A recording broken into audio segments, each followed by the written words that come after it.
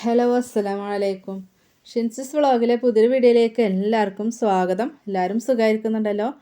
അൽഹംദുലില്ലാ, ഞങ്ങളും ഇവിടെ സുഖമായിരിക്കുന്നു കേട്ടോ. ഇന്ന് ഞാൻ വന്നിട്ടുള്ളത് ഒരു റൈസിൻ്റെ റെസിപ്പി ആയിട്ടാണ് കേട്ടോ. അപ്പോൾ നമുക്കിത് ബീഫ് വെച്ചിട്ടാണ് നമ്മുടെ ഇന്നത്തെ ഈ ഒരു ചോറ്. അപ്പോൾ ഇറച്ചിച്ചോറാണ് ഞാനിന്ന് ചെയ്ത് കാണിക്കുന്നത് കേട്ടോ. അപ്പോൾ നല്ല ടേസ്റ്റി ആയിട്ട് ഉള്ള ഒരു ബിരിയാണിയാണ്. നമ്മൾ ബിരിയാണിയൊക്കെ ഉണ്ടാക്കി കഴിക്കുന്നതിലും വേറൊരു ടേസ്റ്റാണ് കേട്ടോ ഇറച്ചിച്ചോറിനുള്ളത്. നമ്മൾ സാധാരണ ബീഫ് ബിരിയാണിയൊക്കെ ഉണ്ടാക്കുന്നത് പോലെയല്ല, അതിലും നമുക്കൊരു പ്രത്യേക ടേസ്റ്റാണ് ഇറച്ചിച്ചോറിന്. നമ്മുടെ ബീഫിൻ്റെ ആ സ്റ്റോക്കൊക്കെ ചേർത്ത് ഉണ്ടാക്കുന്ന സമയത്ത് നല്ല അടിപൊളിയാണ് കേട്ടോ. അതുപോലെ ചൂടോടെ തന്നെ കഴിക്കാനാണ് ഒന്നും കൂടെ ടേസ്റ്റ് കേട്ടോ. അപ്പോൾ നമുക്കിത് എങ്ങനെ ഉണ്ടാക്കുക നോക്കിയാലോ. അപ്പോൾ ബീഫ് വെച്ചിട്ടാണ് ഞാൻ ചെയ്തിട്ടുള്ളത്. നല്ല ടേസ്റ്റി ആയിട്ടും അതുപോലെ തന്നെ എളുപ്പത്തിലുമാണ് കേട്ടോ. നമുക്ക് ഇറച്ചിച്ചോറ് ഉണ്ടാക്കാൻ ഈസിയാണ്. നമ്മൾ ബിരിയാണി ഉണ്ടാക്കുന്നത് പോലെയല്ല, നമുക്ക് ഈസി ആയിട്ട് ഉണ്ടാക്കാൻ വേണ്ടി പറ്റും കേട്ടോ. അപ്പോൾ നേരെ വീഡിയോയിലേക്ക് പോയാലോ. അപ്പോൾ അതിന് വേണ്ടിയിട്ട് ഞാനിതാ ബീഫൊക്കെ കഴുകി വൃത്തിയാക്കിയിട്ട് അതിലെ വെള്ളമൊക്കെ ഒന്ന് വാർന്ന് പോകാൻ വേണ്ടിയിട്ട് വെച്ചിട്ടുണ്ട്. അപ്പോൾ നല്ലോണം വെള്ളമൊക്കെ വാർത്തെടുക്കുക കേട്ടോ. അപ്പോൾ ഞാനിതാ ഈ ഒരു അളവിലാണ് ബീഫ് പീസാക്കിയിട്ടുള്ളത്. അതുപോലെ തന്നെ എല്ലോട് കൂടിയിട്ടുള്ള ഇറച്ചി കഷ്ണമാണെങ്കിൽ ഒന്നും കൂടെ നല്ലതാണ് കേട്ടോ. അപ്പോൾ ഇങ്ങനെ ചെറിയ പീസാണ് നമുക്ക് ഇറച്ചിച്ചോറിന് നല്ലതെന്നാണ് എൻ്റെ ഒരു അഭിപ്രായം. അപ്പോൾ ഇനി നിങ്ങളുടെ ഇഷ്ടത്തിന് കൂട്ടിയും കുറച്ചൊക്കെ വലിപ്പം കൂട്ടാം കേട്ടോ.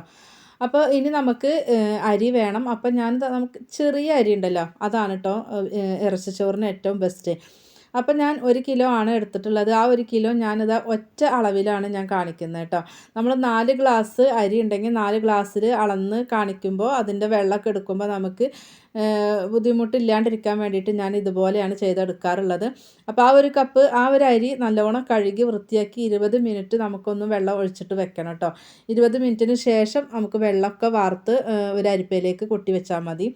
ഇനി നമുക്കതിലേക്കുള്ള സവോള ഞാൻ 5 സവോള എടുത്തിട്ടുണ്ട്. ചെറുതും വലുതുമായിട്ട് 5 സവോള എടുത്ത് കനം കുറച്ചാണ് അരിഞ്ഞെടുത്തിട്ടുള്ളത് കേട്ടോ. അതുപോലെ തന്നെ 4 തക്കാളി ചെറുതാണ്, ചെറിയ 4 തക്കാളിയാണ് എടുത്തിട്ടുള്ളത്. തക്കാളി കൂടുതലായതുകൊണ്ട് വേണ്ട ബീഫിലേക്ക് കേട്ടോ. പിന്നെ ഇഞ്ചി, വെളുത്തുള്ളി, പച്ചമുളക് ഇതെല്ലാം കൂടിയിട്ട് ഒന്ന് ക്രഷ് ചെയ്തിട്ട് എടുക്കുക.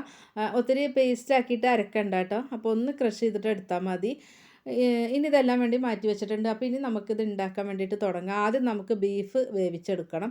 അപ്പോൾ അതിന് വേണ്ടിയിട്ട് ഞാനിതാ കുക്കർ വെച്ച് കൊടുത്തിട്ടുണ്ട്. അതിലേക്ക് ആദ്യം ഞാൻ 1 ടേബിൾ സ്പൂൺ നെയ്യ് ചേർത്ത് കൊടുക്കുന്നുണ്ട്. അതുപോലെ തന്നെ 3 ടേബിൾ സ്പൂൺ ഓയിലും ചേർത്ത് കൊടുക്കുന്നുണ്ട് കേട്ടോ. പകരം നിങ്ങൾക്ക് ഓയിൽ മാത്രം വേണമെങ്കിൽ അങ്ങനെ എടുക്കാം. അതല്ല എന്നുണ്ടെങ്കിൽ നെയ്യ് മാത്രമാണെങ്കിൽ അങ്ങനെ എടുക്കാം കേട്ടോ. അതിനുശേഷം നമുക്ക് അതിലേക്ക് കനം കുറച്ച് അരിഞ്ഞ് വെച്ചിട്ടുള്ള സവോള ഒന്ന് തിരുമ്മിയിട്ടൊന്ന് ഇട്ട് കൊടുക്കുന്നുണ്ട് കേട്ടോ. സവോള അങ്ങനെ കട്ട പിടിച്ചിട്ട് ഇരിക്കുന്നതിലും നല്ലത് നമുക്ക് ഇതുപോലെ തിരുമ്മി എടുക്കുമ്പോൾ സവോള നന്നായിട്ട് തന്നെ വഴന്ന് കിട്ടുകയും ചെയ്യും, പെട്ടെന്ന് തന്നെ വഴന്ന് കിട്ടുകയും ചെയ്യും കേട്ടോ. ഇനി നമുക്ക് ഇതൊന്ന് ഒന്ന് കുറഞ്ഞ് വരും. നമുക്ക് ഉള്ളിയൊക്കെ ഒന്ന് വാടിയിട്ട് ഈ ഒരു അളവൊന്നുകൂടി കുറഞ്ഞ് വരുമല്ലോ, ആ സമയം വരെയാണ് വഴറ്റിയെടുക്കേണ്ടത് കേട്ടോ. അപ്പോൾ ഞാൻ കുറച്ച് ഉപ്പ് ചേർത്ത് കൊടുക്കുന്നുണ്ട്. അതുപോലെ തന്നെ 2-3 തണ്ട് കറിവേപ്പിലയും ചേർത്ത് കൊടുക്കുന്നുണ്ട്. ഇനി ഇത് നന്നായിട്ട് നമുക്ക് വഴറ്റിയെടുക്കാം. ഇപ്പോൾ സവോള കണ്ടില്ലേ, നന്നായിട്ട് വഴന്ന് ഒന്നിട്ട് കുഴഞ്ഞ് നമുക്കൊരു അളവൊക്കെ ഒന്നുണ്ടല്ലേ ഒന്ന് കുറഞ്ഞ് വന്നിട്ടുണ്ട്. അപ്പോൾ ആ ഒരു പാകമായി വരുന്നത് വരെ വഴറ്റി കൊടുക്കുക കേട്ടോ.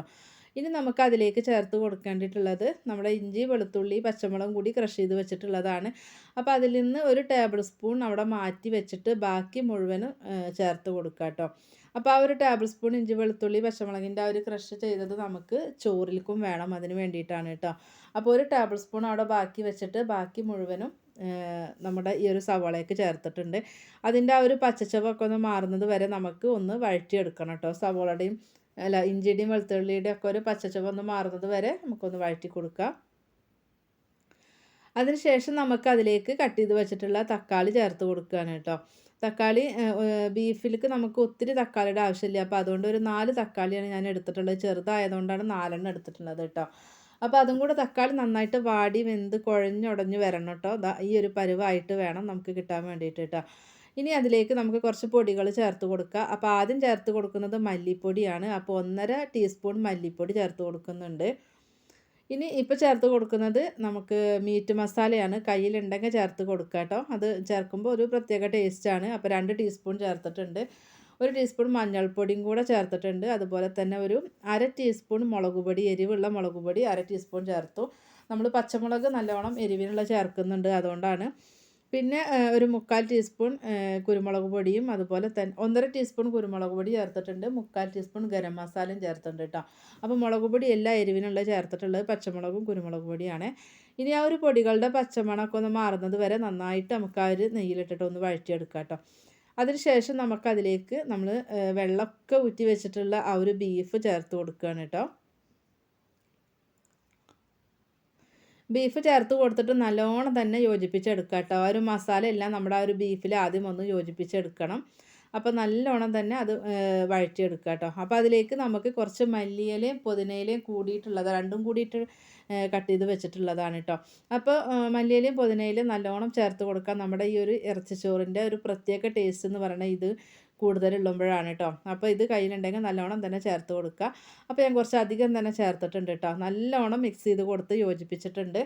അതിനുശേഷം നമുക്ക് 1 കപ്പ് വെള്ളം ചേർത്ത് കൊടുക്കാം. നമുക്ക് ബീഫ് നമ്മൾ ഈ ഒരു ബീഫ് സ്റ്റോക്ക് വെച്ചിട്ടാണ് നമ്മൾ ബാക്കി വെള്ളം കൂടെ ചേർത്തിട്ടാണ് നമ്മൾ ചോറ് റെഡിയാക്കുന്നത്. അപ്പോൾ അതുകൊണ്ട് വെള്ളം ഇത്തിരി ഉണ്ടായാലും കുഴപ്പമൊന്നുമില്ല കേട്ടോ.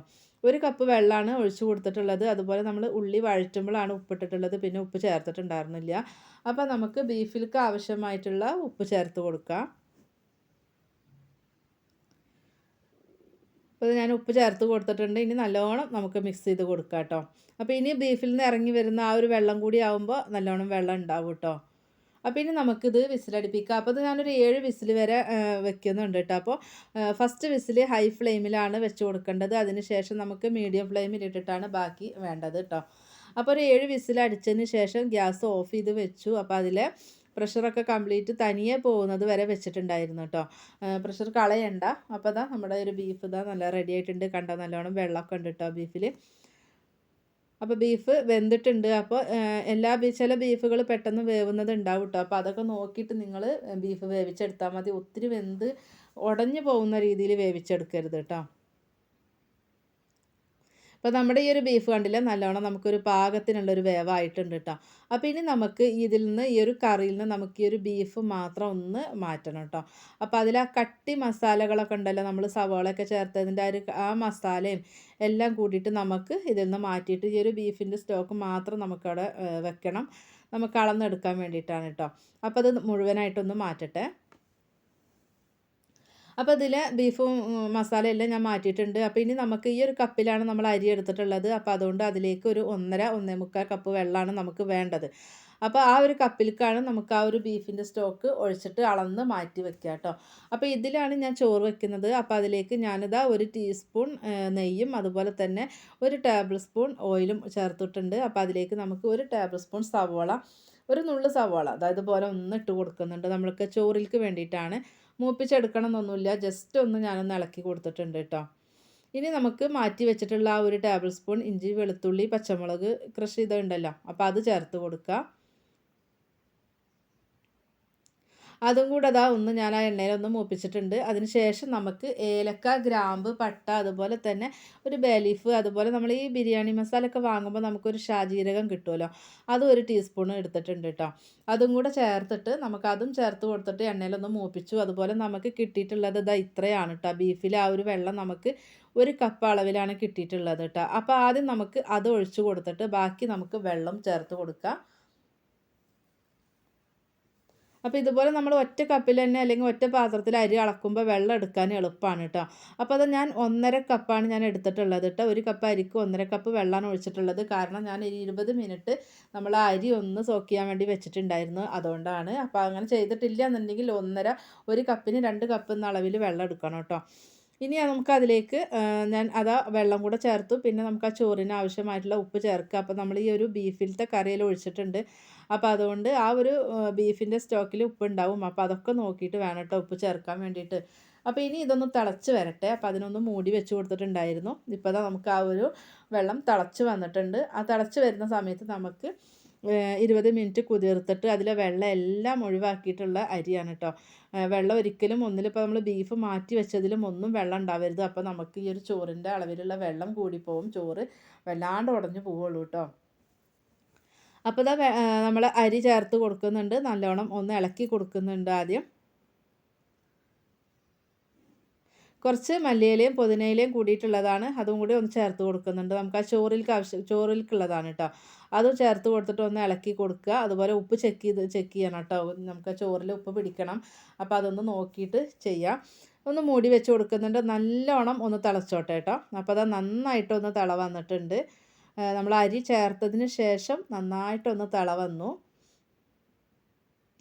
അപ്പോൾ ലോ ഫ്ലെയിമിലാണ് ഇട്ട് വെച്ചിട്ടുള്ളത്. ലോ ഫ്ലെയിമിൽ വെച്ചിട്ട് വേണം തിളപ്പിക്കാൻ വേണ്ടിയിട്ട് കേട്ടോ. നല്ലോണം തിളച്ച ശേഷം നമ്മൾ മാറ്റി വെച്ചിട്ടുള്ള ആ ഒരു ബീഫ് ഉണ്ടല്ലോ അത് ചേർത്ത് കൊടുക്കുകയാണ് കേട്ടോ. അരിയുടെ ഒപ്പം ചേർക്കരുത്. അരി ഒന്ന് ഇട്ട ശേഷം ഏറ്റവും ലോ ഫ്ലെയിമിൽ തന്നെ വെച്ചുകൊണ്ടിരിക്കുക. എന്നിട്ട് തിളച്ച ശേഷം നമുക്ക് വേവിച്ച് വെച്ചിട്ടുള്ള ആ ഒരു ബീഫും ചേർത്ത് കൊടുക്കുകയാണ്. അത് ചേർത്തിട്ട് നല്ലോണം ഒന്ന് മിക്സ് ചെയ്ത് കൊടുക്കുന്നുണ്ട്. ഇനി നമുക്ക് മൂടി വെക്കുക. അതുപോലെ ഇടയ്ക്കിടയ്ക്ക് ഒന്ന് എടുത്തിട്ട് തുറന്നിട്ട് നമുക്കൊന്ന് ഇളക്കി കൊടുക്കണം. അങ്ങനെ വെച്ചിരിക്കരുത് കേട്ടോ. അപ്പോൾ ഞാനിതാ ഇടയ്ക്കിടയ്ക്ക് ഇതുപോലെ ഒന്ന് ഇളക്കി കൊടുത്തുകൊണ്ടിരിക്കുന്നുണ്ടായിരുന്നു കേട്ടോ. ഇപ്പോൾ കണ്ടോ, ഞാനിതാ വീണ്ടും ഒന്ന് ഇളക്കി കൊടുക്കുകയാണ്. ഇപ്പോഴും ഒന്നും കൂടെ നമുക്കൊന്ന് ഡ്രൈ ആവാനുണ്ട്. അപ്പോൾ ഒന്നും കൂടെ മൂടി വെച്ച് കൊടുത്തിട്ട് നമുക്ക് വീണ്ടും ഒന്ന് വേവിച്ചെടുക്കാം.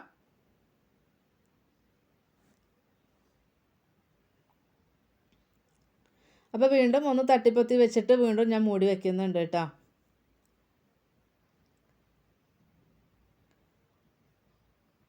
അപ്പോൾ അങ്ങനെ മൂടി വെക്കാണ്ട് നമുക്ക് ഇടയ്ക്കൊക്കെ ഒന്ന് തുറന്ന് നോക്കിയിട്ട് ഇളക്കി കൊടുക്കണം. അതെല്ലാം എന്നുണ്ടെങ്കിൽ നമ്മുടെ ചോറിന് അടിയിൽ പിടിക്കുകയുള്ളൂ കേട്ടോ. ഇപ്പോൾ നമ്മുടെ ഈ ഒരു ഇറച്ചിച്ചോറ് റെഡി ആയിട്ടുണ്ട് കേട്ടോ. ചോറൊക്കെ നല്ലോണം നമ്മുടെ പാകത്തിന് വെന്ത് വന്നിട്ടുണ്ട്. അതിൽ വെള്ളമെല്ലാം വറ്റി ഒന്ന് ഡ്രൈ ആയിട്ട് വന്നിട്ടുണ്ട് കേട്ടോ. നല്ലൊരു സ്മെല്ലാണ് കേട്ടോ നമുക്ക് ഇറച്ചിച്ചോറ് ഉണ്ടാക്കുന്ന സമയത്ത്.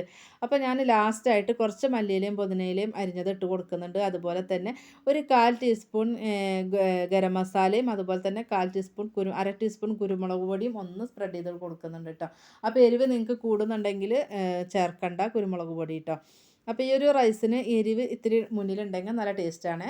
അപ്പോൾ അതും കൂടെ ചേർത്തിട്ട് നല്ലോണം ഒന്ന് മിക്സ് ചെയ്ത് കൊടുത്തിട്ട് നമുക്കൊന്ന് മൂടി വെച്ചിട്ട് കുറച്ച് സമയം കഴിഞ്ഞിട്ട് സെർവ് ചെയ്താൽ മതി കേട്ടോ. സമയം ഉണ്ടെങ്കിൽ കുറച്ച് സമയം വെക്കുക. അപ്പോൾ കണ്ടാൽ നമ്മുടെ റൈസൊക്കെ നല്ലോണം വെന്തിട്ടുണ്ട് കേട്ടോ. വേവ് ഓവറായിട്ടില്ല. അപ്പോൾ 20 മിനിറ്റ് നമ്മൾ കുതിർത്തിട്ടുണ്ടെങ്കിൽ 1.5 കപ്പ് വെള്ളം മതിയാകും. അപ്പോൾ ഇത് കണ്ടോ നമ്മുടെ ഇറച്ചിച്ചോറ് റെഡി ആയിട്ടുണ്ട്. നമ്മുടെ ആ ബീഫിൻ്റെ പീസൊക്കെ കണ്ടോ നല്ലോണം ഒന്ന് വെന്തിട്ടുണ്ട്. വെന്ത് ഉടഞ്ഞും പോയിട്ടില്ല. നമുക്ക് പാകത്തിനുള്ള വേവായിട്ടാണ് കിട്ടിയിട്ടുള്ളത് കേട്ടോ. അപ്പോൾ നമ്മുടെ വീഡിയോസ് കാണുന്നതിൽ പുതിയതായിട്ടുള്ള കൂട്ടുകാർ പ്ലീസ് ഒന്ന് സബ്സ്ക്രൈബ് ചെയ്തിട്ട് സപ്പോർട്ട് ചെയ്യണം കേട്ടോ. വീഡിയോസ് കണ്ടുകൊണ്ടിരിക്കുമ്പോൾ ഒന്ന് ലൈക്കും കൂടെ അടിക്കാൻ വേണ്ടിയിട്ട് മറക്കല്ല. വീഡിയോ മുഴുവനായിട്ടും കാണാൻ വേണ്ടിയിട്ടും ഒന്ന് ശ്രദ്ധിക്കുക കേട്ടോ. ഇൻഷാ അല്ലാഹ് നമുക്ക് മറ്റൊരു വീഡിയോ ആയിട്ട് വീണ്ടും വരാം. അസ്സലാമു അലൈക്കും.